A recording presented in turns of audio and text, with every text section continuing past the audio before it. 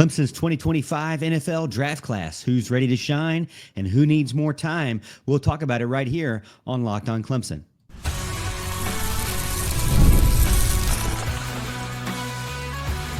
You are Locked On Clemson, your daily podcast on the Clemson Tigers. Part of the Locked On Podcast Network, your team every day.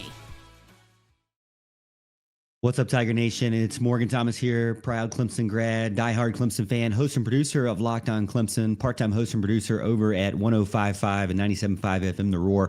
Thank you so much for making Locked On Clemson your daily fix for all things Clemson football, part of the Locked On Podcast Network, your team every day. If you're new to the show, smash that like and subscribe button so you never miss an episode. We're putting out exclusive Clemson content Monday through Friday every single week. And in between episodes, you know where you can find me over on X at The Morgan T Show, where we can talk about the Clemson Tigers any time. And today we're going to be diving into the 2025 NFL draft because the draft is actually later on tonight. So hopefully you'll be listening to this and getting ready for the NFL draft tonight. And then maybe, just maybe, seeing some of your Clemson favorites over the weekend. Possibly, I would give you a little hint. I'm not expecting tonight, but sometime this weekend you will see your favorite Clemson player get drafted in the 2025 NFL draft. So Clemson is sending a good group of guys and young men into the class for the NFL, and we're breaking down. We're going to break down where we think they're going to get picked, where we think they're going to go, and what they need to do to be ready to ball out on a Sunday. We've seen what they can do on Saturdays. Now it's time to take it to the next level, or if these guys are ready to take it to the next level, or if they are needing more time to grow. We're going to talk about Barrett Carter all the way to Peyton Page. I've got full details for every single player with some real talk about their NFL future. Clemson's had a player drafted 16 years running now, 86 since 2009, and this class is ready to continue that streak, keep it going. Let's dive into it. But before we do, let me make sure to let you know that today's episode is brought to you by FanDuel. Right now, new customers can get $250 in bonus bets when your first $5 bet wins. Go check out FanDuel.com.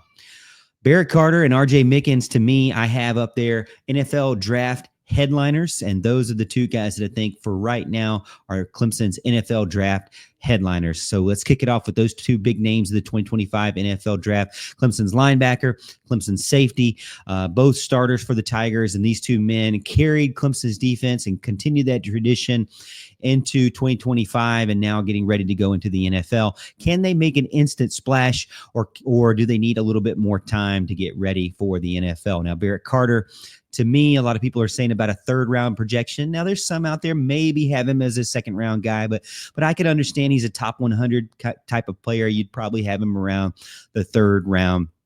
6'1", 230, a little bit undersized for, I think, the NFL level of linebacker, but runs a 4.58 40, and he was a first-team All-ACC in 2024 with 68 tackles, 12 tackles for loss, 3.5 sacks, and 2 forced fumbles and 6 pass breakups. So had a great year then. His strengths for me, he has good speed and he has good instincts. I think he's very versatile. You can use him again in the blitz. You can use him to cover tight ends. He doesn't get lost when he's in coverage. He knows exactly what to do to get to the quarterback quickly, and he can stop the run. So there's really, a lot of confidence in what he can do when it comes to his football IQ and his football ability. He is definitely, as Dabo Swinney says, a football player, a true football guy.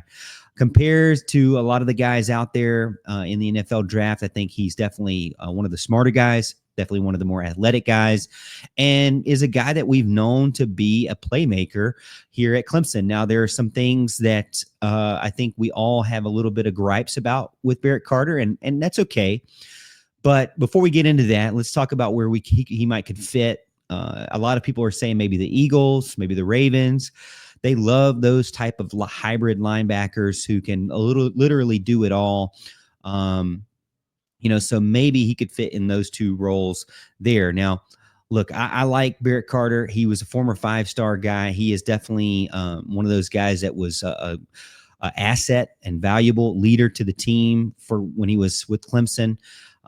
Is he a Clemson Tiger legend? No, he's not going to be a Clemson Tiger legend, but he is definitely a guy who was a big contributor to Clemson's continued success after their multiple runs to the playoffs and to the national championship level. Now, without him, you struggled a little bit more on the field. I think that, some of the experimentation that they did with him, he can do a lot of things, and he is very versatile, but he cannot play middle linebacker like you really need. So when they put him at middle linebacker, it didn't work out very well. He did much better on the outside and on the weak side. So I think that for a guy being the middle linebacker, he's going to get eaten up pretty easy. So I don't think that you would want to put him there. You don't want him in college as a middle linebacker. So you'd have to use him somewhere else. But his coverage skills are elite. I think that he can definitely get to the edge and to the sideline very quickly. The biggest thing that I've mentioned this week is my frustration, and I think your frustration too, with his tackling ability. And you could maybe blame that on some of the culture that we had with Wes Goodwin, but a lot of it falls on the player's shoulders as well, not wrapping up and not finishing tackles down to the ground. Is he able to lock down elite tight ends in this league? I'm a little bit worried about that. I think he has tools to be able to do it, but I don't expect him to just jump on the scene and have 100 tackles as a rookie by any stretch of the imagination. So give him a couple of years, in my opinion. I think he probably does need to add some weight if he can without getting slower. You don't want to lose any of your speed. But could he eventually work his way into being a consistent starter for an NFL team? Yeah. I do believe that. I think that he has some of that upside there, but he needs to get into the right staff and the right coaching staff to be able to develop him properly for the NFL. He could be, one of those guys that could be a starter in a couple of years. Right now, to me, more so, I got him down as a rotational guy with some big time upside. Now, the other guy I had on my list too was R.J. Mickens. He's a little bit lower down on the list, a 5th round projection right now, and a lot of the experts out there. 6 foot tall, 205 pounds, 4.62 second 40, 91.2 grade in coverage according to PFF, one of the best among safeties. He had a ton of tackles, a ton of interceptions in his time with Clemson. I think he has great football IQ. He obviously has that pedigree from his dad being in the NFL. He is a reliable tackler. I think he got better as the years went on. And I mentioned this earlier this week too. I would say Barrett Carter did not get better as he went on in his Clemson career. I think he kind of slowed down a little bit, and possibly because he wasn't playing the right position. But I think R.J. Mickens did get better as his career at Clemson went on, and it helped him have a better rating than he currently or than he maybe was originally projected. Now, still a 5th round guy, but he was trending in a way not even being there. But his last season was really good, so definitely a reliable guy, another versatile guy. He could play free safety, strong safety, nickel. He's rangy. I think that he could line up against multiple types of offensive receivers, tight ends, running backs. Some people are saying maybe he'd do good with the Lions. I would like that. The Chiefs may be out there. Any kind of team that needs some secondary depth is going to be able to take a chance on him. Did he work out for Clemson? Yes, he definitely was a guy that I think he'd have a successful career at Clemson. But was he a Clemson legend? No, not by any stretch of the imagination.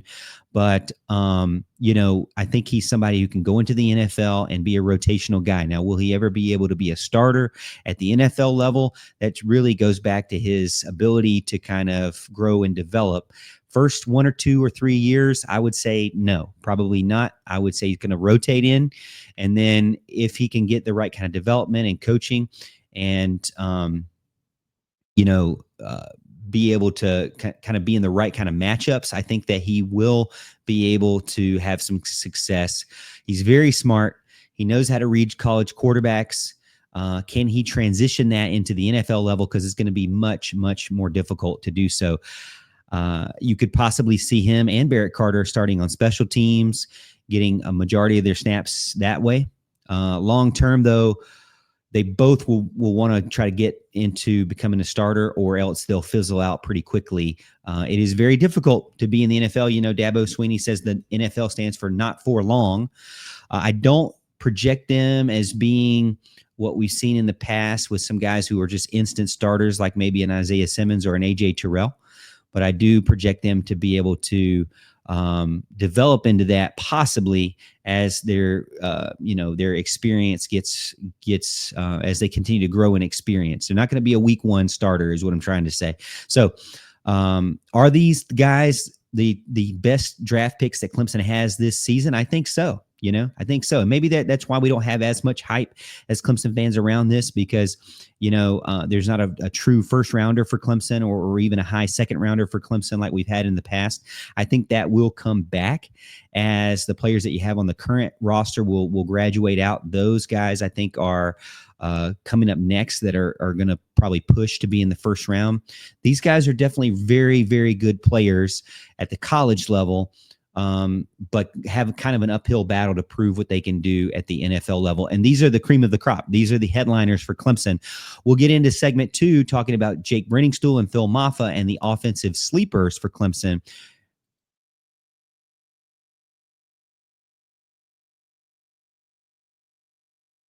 The NBA playoffs are almost here, and FanDuel is giving new customers an incredible way to get in on the action. Right now, when you join FanDuel and place your first $5 bet, you'll get $250 in bonus bets if your bet wins.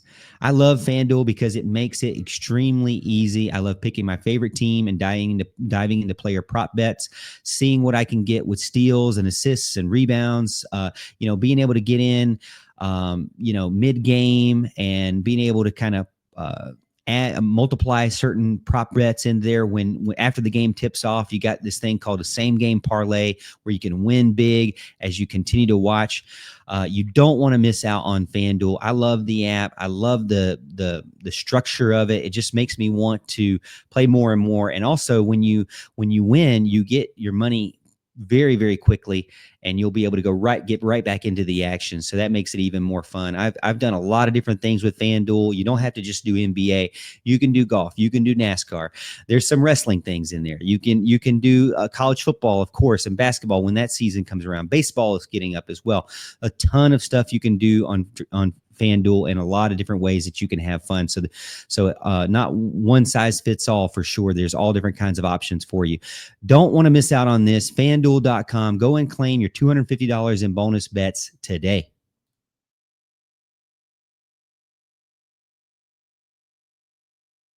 All right, welcome back.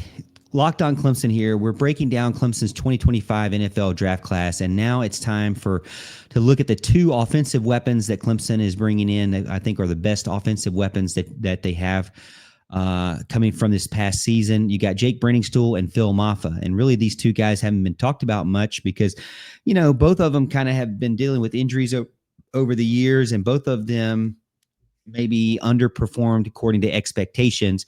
But can they make waves early? Can they get on a team and project to become a starter as well, like the headliners that Clemson has on this team? We'll have to dive into that. Now, you got first up Jake Brenningstool, tight end.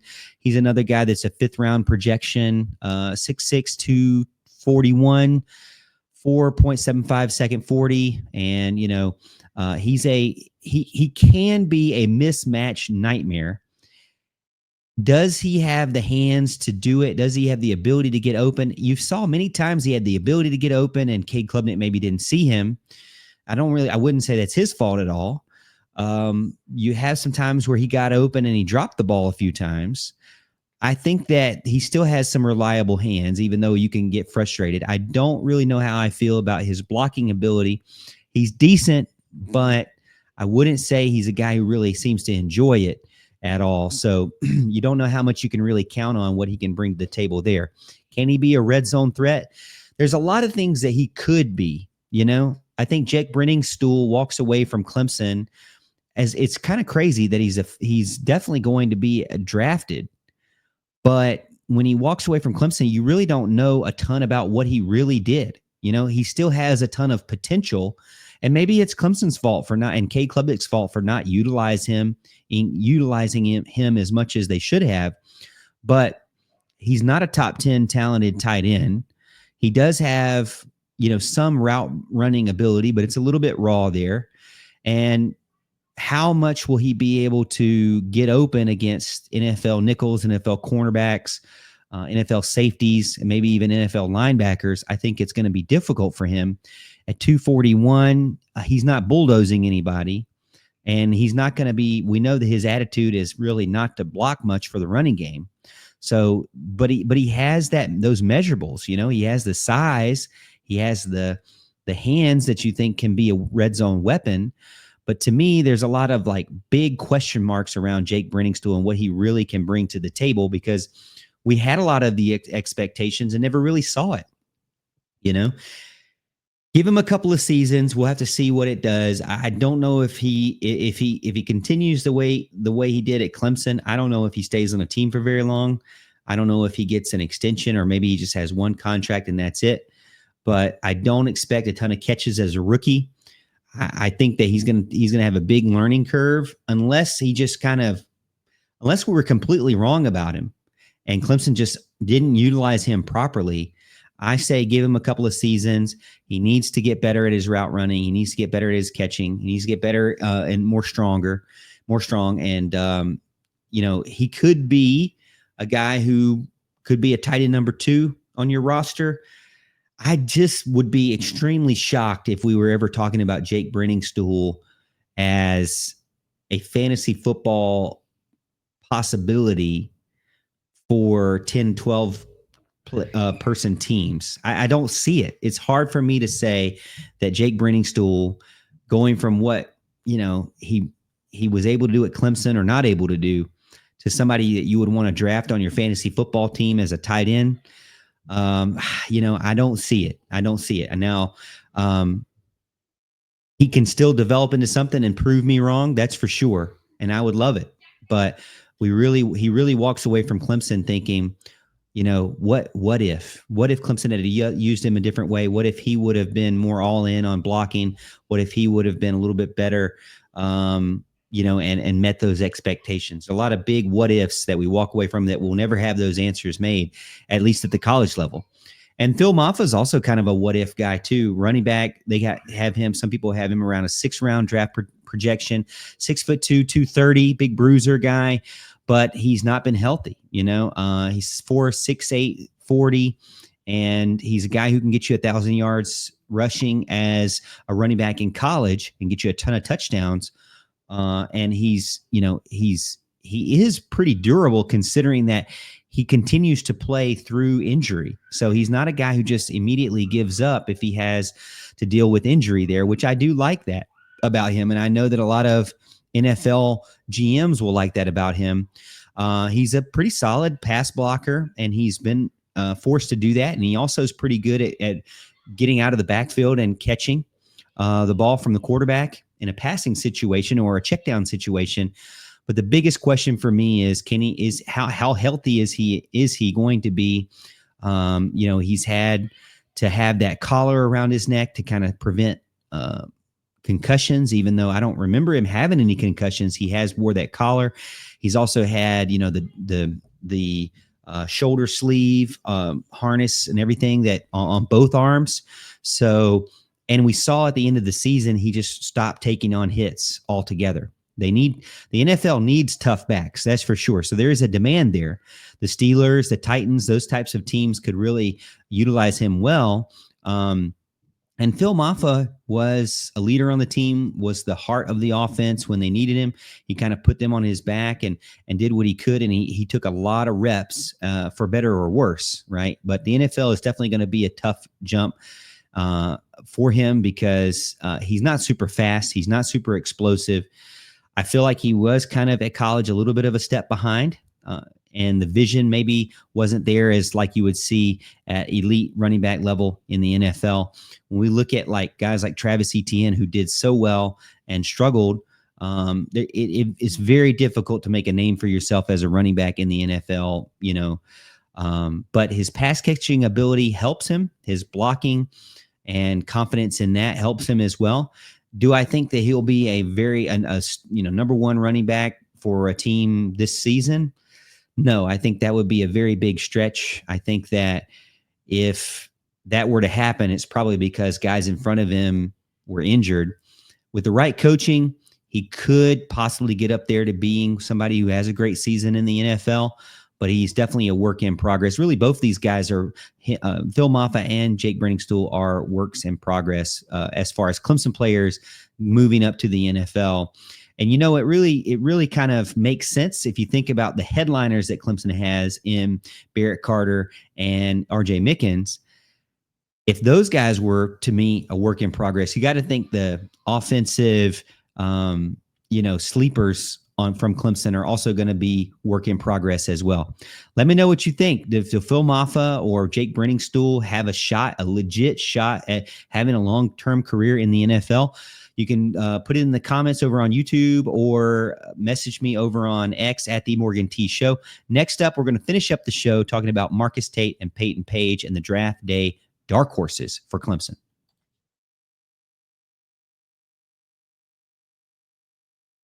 Did you know that your Fire TV is also an Xbox? Turn any TV into your gaming and entertainment hub with Fire TV Stick 4K devices. No console is required.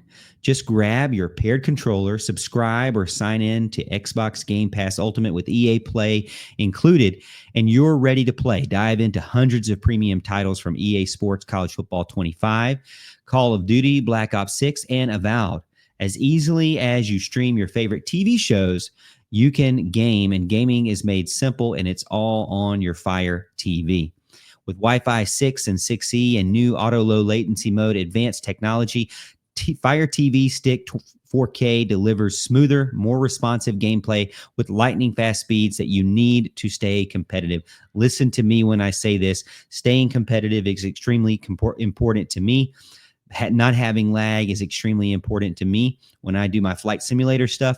So you definitely have to go out there and get something that can handle the types of stuff you want to do when you're a gamer, and you know how it is. I'm a hardcore gamer for sure. I play a ton of different stuff. Not everything's on the internet, but it's really cool to know that you don't have to lug your console around everywhere you go. If you have the Fire TV or Fire TV Stick 4K, you can still do it and have a good internet connection. It'll be great for you. I have played anything from on Xbox. I've had Xbox Game Pass Ultimate for many years. I've had EA Play for many years. There's a ton of great games out there, and they have a huge catalog of games that you can play and be able to do those streaming and have a smooth experience. So it's really, really fun and exciting to do. Go head over to Amazon.com, Fire TV /Fire TV Locked On to get started. Xbox Game Pass Ultimate is a subscription and sold separately. A compatible controller is required. Available on select select devices, including the Fire TV Stick 4K 2nd Gen, Fire TV Stick 4K Max 1st and 2nd Gen, and Fire TV Cube 3rd Gen.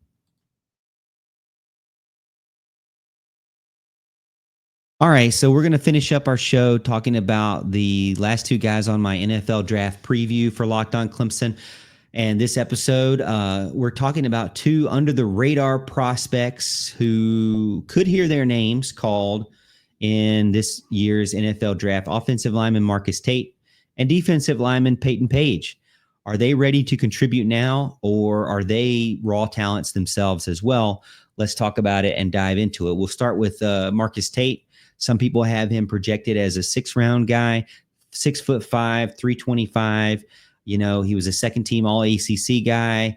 He started a ton of games as long as he was healthy, he was going to be out there and starting. And he had a low amount of QB pressures while he was at the left guard position. He is a very, very good in the run game and very technically sound with his feet and his ability to shift his hips. He's a versatile guy who can play center if needed to be, and he can move out the tackle if need be. But where he fits the best is really at that guard position. He's reliable, he's tough, and there are teams out there that could possibly use him, like the Cowboys or the Browns, who need offensive line depth. Now, Marcus Tate is a warrior for Clemson. I'm skeptical about how good he can do at the NFL level, because he has been kind of prone to injury in the later part of his college career. In 2023, he had knee injury, and then later on last season he had an injury as well. NFL teams are kind of be risking a little bit on him because he's injury prone at this point. I would say that that's kind of where I would label him, but he does have a pretty good foundation of pass protection, and I think his best thing is that run blocking, and just making a push forward in the run game. Lateral quickness, I wouldn't say is the best, and that makes sense for a guy that's a guard. That's why you put those guys there. They don't have to kind of go out to the outside edge as much or really at all. Speed rushers could kind of fluster him or frustrate him early on in his career. I don't think he'll be starting week 1 unless injuries pile up at his position. Long term, he has the size. He has the experience to be a quality backup to start out, and possibly a low-end starter on the right team with the right coaching staff. He needs a little while to build up to the NFL level. It's really, really risky right now if he'll have more than one contract, in my opinion. He could be a late-round pick that does work out really well. But right now I think that the jump to the NFL is probably going to be significant for him and for Peyton Page as well. Peyton Page is a defensive lineman. Thinking about 7th round projection for him, some people are saying, and 6'4", 315. He, is a very explosive guy off the first step, and he has some raw power for sure. He has a pretty good ability to kind of like disrupt when he can get the right leverage and get off the snap appropriately. It just depends on how consistent he can be, because he was very much a rotational guy at the college level as well, not a true full-time starter for Clemson. I would say he has some pretty good upside. I do like Marcus Tate and Peyton Page. I would put them on more of the upside part. Honestly, I got to say, I like Marcus Tate and Peyton Page more than I like Jake Brenningstool and Phil Maffa. I do think that Marcus Tate and Peyton Page could be those guys that you walk away saying, wow, they didn't have the best Clemson career in the world, but they're pretty good and legit at the NFL level. These two guys could be those dark horses, those diamond in the rough at the late round draft picks that the NFL is known for. Because if you really think about it, the first round draft picks, I think it's like 30%, 35% that actually hit.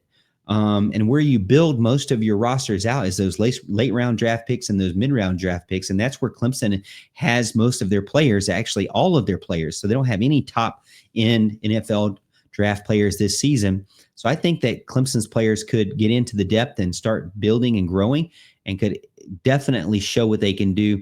The 49ers might need a guy like Peyton Page. The Cowboys and Browns might need a guy like Marcus Tate. The Bears might need somebody like Peyton Page. I think that all of these guys bring a significant amount to the locker room. Let's not talk about measurables in football here real quick. Let's talk about like outside. I think they're going to be guys who can keep a locker room together. I think they're going to be leaders. I think that they'll be able to keep the culture in a positive light and have a great work ethic for all of them. So I think Clemson has brought in this class, maybe not some superstars, but all guys that can contribute and rotate and be kind of that backbone of your NFL roster for many years to come as they continue to develop through the system. So while there's no, big time poster boards or game changers or Gatorade commercials coming from this class of Clemson draftees, if these guys get drafted, I think that they would be able to, contribute often and also early, but maybe not so much start at the very beginning. So that's it for my NFL draft preview for you. Hopefully you enjoyed the draft tonight. Don't stay up too late watching all the picks, but I don't expect any of these guys to go in the first round, so they'll be kind of quiet for Clemson. But we'll have to look at Clemson maybe on Friday or Saturday for their players to get taken as well. So thank you so much for being a part of the show today and making Locked On Clemson your first listen today. For your second listen, check out the Portal Show.